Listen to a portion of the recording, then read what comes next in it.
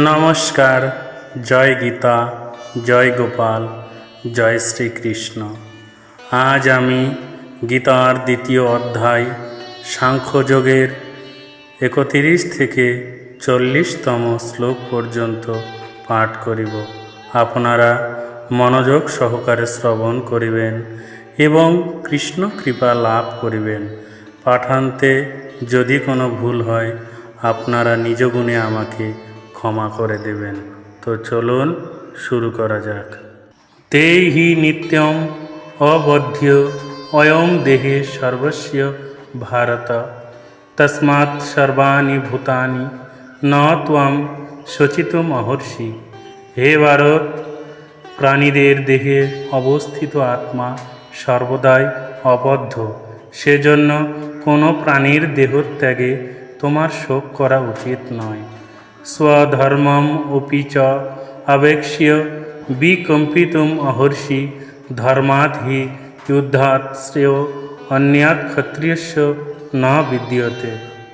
ক্ষত্রিয় রূপে তোমার স্বধর্ম বিবেচনা করেও তোমার দ্বিধাগ্রস্ত হওয়া উচিত নয়, কারণ ধর্ম রক্ষার্থে যুদ্ধ করা থেকে ক্ষত্রিয়ের পক্ষে মঙ্গলকর আর কিছুই নাই। যদৃচ্ছয়া চ উপপন্নম স্বর্গদ্বারম ন করিষ্যসি, সুখিনা ক্ষত্রিয়া পার্থ লভন্তে যুদ্ধম ঈদৃশ্যম। হে পার্থ, স্বর্গদ্বার উন্মোচনকারী এই প্রকার ধর্মযুদ্ধে অংশগ্রহণ করার সুযোগ না চাইতেই যেসব ক্ষত্রিয়ের কাছে আসে তারা সুখী হন।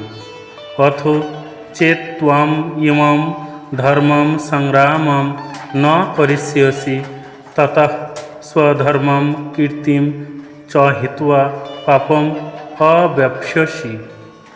কিন্তু তুমি যদি এই ধর্মযুদ্ধ না করো তাহলে তোমার স্বীয় কীর্তি থেকে ভ্রষ্ট হয়ে পাপ ভোগ করবে। অকীর্তিতম চ অপি ভূতানি কথয়িষ্যন্তি তে অব্যয়ম সম্ভবিতস্য চ অকীর্তি মরণাৎ অতিরিচ্যতে। সমস্ত লোক তোমার কীর্তিহীনতার কথা বলবে এবং যে কোনো মর্যাদাবান লোকের পক্ষে মৃত্যু অপেক্ষাও অত্যন্ত ক্ষতিকর এই অমর্যাদা।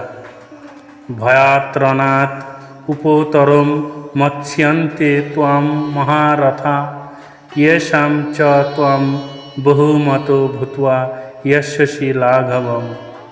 সমস্ত মহারথীরা মনে করেন যে তুমি ভয় পেয়ে যুদ্ধক্ষেত্র পরিত্যাগ করেছ এবং তুমি যাদের কাছে সম্মানিত ছিলে তারা তোমাকে তুচ্ছ তাচ্ছিল্য জ্ঞান করবে। অবাচ্য বদান বহুন বদিষ্যন্তি তব অহিত্যাঃ, নিন্দতাঃ তব সমর্থন ততঃ দুঃখতরম নু কিম। তোমার শত্রুরা তোমার সামর্থ্যের নিন্দা করে বহু অকথ্য কথা বলবে, তার চেয়ে অধিকতর দুঃখকর তোমার পক্ষে আর কি হতে পারে। হত বা প্রাপ্স্যসি স্বর্গম জিত্বা ন ভক্ষ্যসি মহিম, তস্মাৎ উত্থিষ্ট কৌন্তেয় যুদ্ধায় কৃত নিশ্চয়।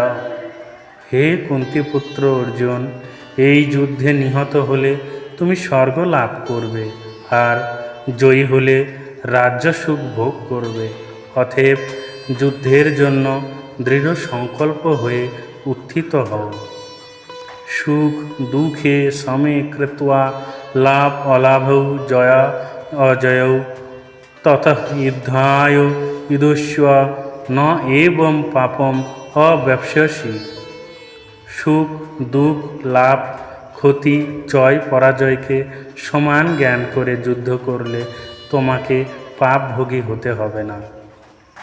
এষা তে অভিহিতা সাংখ্যে বুদ্ধি যোগে তু ইমাম শৃণু, বুদ্ধা যুক্তঃ ইয় পার্থ কর্মবন্ধম প্রহাস্যসি।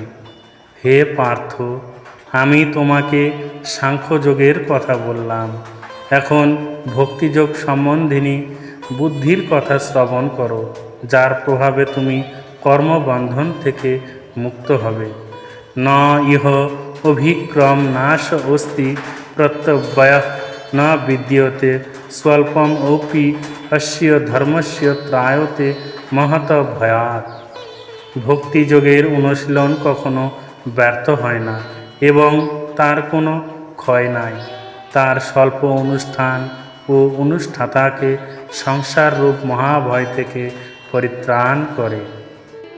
আমার গীতা পাঠ এখানে স্থগিত রাখলাম, কারণ ভগবানের লীলা কখনো শেষ নেই, তার আদিও নেই, অন্ত নেই।